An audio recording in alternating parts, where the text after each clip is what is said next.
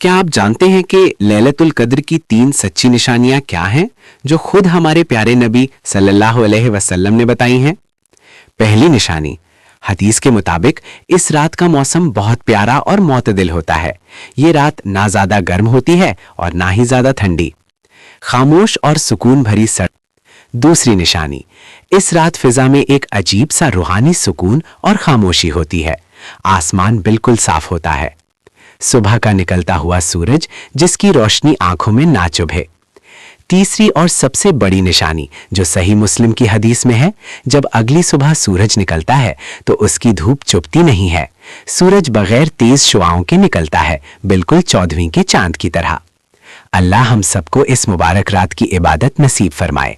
Comment में आमीन जरूर लिखें और इस वीडियो को सदका जारिया समझकर अपने दोस्तों को शेयर करें।